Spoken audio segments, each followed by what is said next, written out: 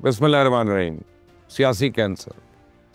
अगरचे इमरान खान ने शौकत खानम कैंसर अस्पताल बनाने के लिए पूरी दुनिया से खैरात वसूल की, उस खैराती अस्पताल को बादशाह अपनी कमाई का जरिया बना लिया।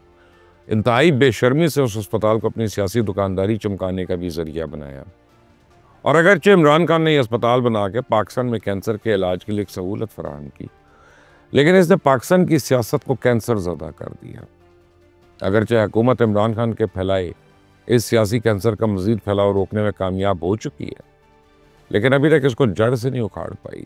26वीं तरमीम ना आती तो इमरान खान का फैलाया ये सियासी कैंसर अब तक पाकिस्तान की जड़ों में सराहियत कर चुका होता, अब तक उसे तबाही से दो चार कर देता। अगर 26वीं आईनी तरमीम ना आती तो मुल्क उस वक्त भी हेजान में ही रहता। Justice Mansoor Ali Shah supreme court के चीफ जस्टिस होते, आए रोज़ मीडिया पर इनके रिमार्क्स चल रहे होते और रोज़ाना कोई ना कोई सुओ मोटो लिया जा रहा होता। बिला वजह वफाकी काबीना को ट्रायल धमकाया जाता, किसी न किसी बहाने वज़ीर आज़म को तलब करने की धमकियां दी जा रही होती, किसी इदारे को खुलकर काम करने का न मौका मिलता न कुछ, किसी इदारे या इसके सरबराह की इज्जत महफूज ना होती। अहम मनसूबों पर हुक्म इम्तनाई जारी करना अदालती रवायत बन चुका होता और स्टॉक एक्सचेंज जो आज आसमान की बुलंदियों को छू रहा है मुकम्मल ज़मीन बोस हो चुकी होती। अगर जो 26वीं तरमीम ना आती तो इंतशारियों को हर हफ्ते इस्लामाबाद एहतजाज में सहूलत कारी दी जाती, पुलिस को इन शरपसंदों के खिलाफ कोई एक्शन लेने से पहले ही रोक दिया जाता, आर्मी कोर्ट्स के तमाम फैसले और सजाओं को कलअदम करार दे दिया जाता, बैरूनी सरमायाकारी मार्केट से ख़त्म हो जाती। हुकूमत अब तक मफलूज हो चुकी होती है और मुल्क एक बार फिर 2012 वाली सिचुएशन में पहुंच चुका होता। हुकूमत की बैड गवर्नेंस का प्रोपेगेंडा पूरे जोर और शोर से हो रहा होता और शायद अब तक शहबाज शरीफ वज़ीर आज़म हाउस से जाने की तैयारी कर रहे होते। तो इस इंतशारी टोले का प्लान तो बड़ा शानदार था, लेकिन जनरल आसिम मुनीर से आप इनका पाला नहीं पड़ा था। उन्होंने इनकी एक नहीं चलने दी और इनके अज़ाइम खाक में मिला दिए। ये इंतशारी टोला एक मुद्दत से मुंतज़िर था कि कब मौलाना फजल रहमान हुकूमत से नाराज़ हों, वो इनकी ज़ेरे क़यादत डी चौक में दमादम मस्क कलंदर करें, लेकिन सदर जरदारी ने मदारिस एक्ट का नोटिफिकेशन जारी करके उनकी ये चाल नाकाम बना दी। तब पीपल्स पार्टी को हुकूमत से चंद तहफ़्फ़ुज़ात हैं, लेकिन बहुत जल्द वो भी दूर हो जाएंगे। तो अब इनकी पुरानी इत्तेहादी जमात इस्लामी भी उन्हें इंतशारी और अमरीकी एजेंट ही करार दे रही है। हाफिज़ नईम रहमान के इस बयान पर बैरून मुल्क बैठे PTI के भगोड़ों को तो गोया किसी ने आईना दिखाया। क्या शहबाज गिल, क्या आदिल राजा, सब के सब अंगारों पर लौट रहे हैं।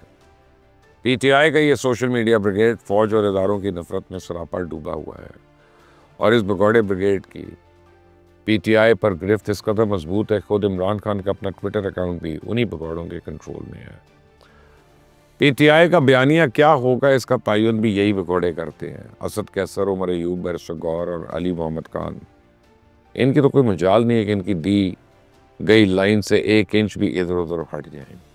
यही वो लोग हैं जो हमारी सियासी, फिक्री और इंतज़ामी निज़ाम को नफ़रत के जहर से तबाह करने की कोशिश कर रहे हैं। नफ़रत और दुश्मनी का नतीजा महाज राई की सूरत में निकलता है। इख्तलाफ राय में बातचीत होती रहती है और अक्सर कोई ना कोई हल भी निकल आता है, लेकिन ये इंतशारी टोला तो पहले दिन से किसी भी मसले का हल करना ही नहीं चाहते।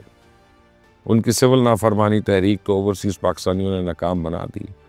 अब मेरी चुड़ैल बता रही है कि पाराचनार की मौजूदा सूरत हाल की वजह से ही अफ़गानिस्तान को कुरम एजेंसी की सरहद पे हमला करने का हौसला मिला। तो अफ़गानिस्तान को ये गलत फहमी थी कि रास्तों की बंदिश से चूँकि पाराचनार की सप्लाई लाइन कटी हुई है, लिहाजा पाक फ़ौज इस हमले का दिफा नहीं कर पाएगी। लेकिन जब हमारे जवानों ने इनके टैंक्स, तोपें और मोर्चे तबाह कर दिए, उनकी चेक पोस्ट भी छीन ली, तो फिर अफ़गानिस्तान की हुकूमत ने फौरी तौर पर सीज़ फायर के लिए मिन्नत तरला शुरू कर दिया। ये वही अफ़गानिस्तान है जो कल तक हमें अमेरिका और रूस का अंजाम दिलाकर डरा रहा था। अब इसकी अपनी हालत यह है कि इसकी फ़ौज एक रात भी हमारे जवानों के सामने नहीं ठहर सकी और उल्टे कदमों भाग गई। तो पाकिस्तान ने इनके सीज़ फायर की दरख्वास्त तो कबूल कर ली है, लेकिन तसादुम या ख़त्म हो जाएगा या मज़ीद तोल पकड़ेगा, इसका तयन तो काबुल हुकूमत ने ही करना है। अगर वो कलअदम TTP के ठिकाने ख़त्म कर देगी तो हमारी नाराज़गी भी कम हो जाएगी, लेकिन अगर इसने माजी की तरह बेदली का इजहार किया तो फिर पाकिस्तान का रद्दमल उनको बर्दाश्त करना पड़ेगा। जो लोग इस बात का दावा कर रहे हैं कि पाक फ़ौज ने वाह खान की पट्टी पे कब्ज़ा कर लिया। मैं उनको कहता हूँ ये इलाका तो पहले ही अफ़गानिस्तान से हमें लीज़ पर मिलने को तैयार था। इस हवाले से बातचीत भी हो चुकी है। दरअसल सी पैक का ही रूट है और यूं हम वाह खान के ज़रिए सेंट्रल एशिया के साथ बराह रास्त जुड़ जाएंगे। तो शहबाज शरीफ की वफाकी हुकूमत कल उड़ान पाकिस्तान का ऐलान करने जा रही है। अगले 5 साल तक पाकिस्तान की बरामदात $60 अरब तक ले जाने का अज़म भी जाहिर कर रही है।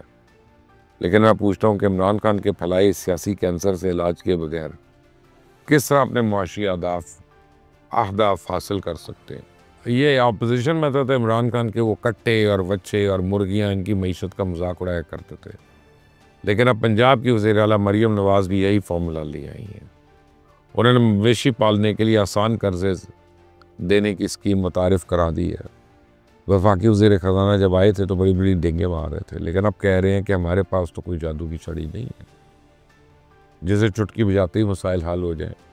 और तो और वज़ीर आज़म शहबाज शरीफ अपनी काबीना में तोसी करने जा रहे हैं। मुस्लिम लीग नून के 6 नए लोग वज़ीर बन रहे हैं। तारिक फजल चौधरी, अकील मलिक, हनीफ अब्बासी, तलाल चौधरी वगैरह की समझ तो आती है, लेकिन हैरत इस बात पे कि जुल्फ़ी बुखारी के कज़न तौकीर शाह को भी वफाकी काबीना में लिया जा रहा है। ये वही साहब है जिनका नाम Rawalpindi ring road corruption case में सामने आया था। ये वही मौसूफ है जिन्होंने PDM के दौर में PTI के वज़ीरों की करप्शन की फाइलें दबाई रखी थी।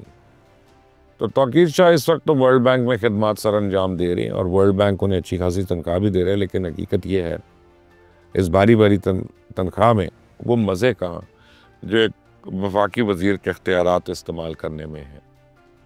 तो पाकिस्तान की सियासत को इमरान खान के फैलाए कैंसर से निजात दिलाने के लिए वफाकी हुकूमत को अपनी पॉलिसीज़ का असर नौ जायज़ा लेना होगा, अपनी खामियों की निशानदेही करनी होगी, नाकामियों का एतराफ़ करना होगा, सोच का सामना करना होगा, सच का सामना करना होगा, वरना ये फितला जेल में बैठकर भी पाकिस्तान को हिजान में मुब्तला रखेगा।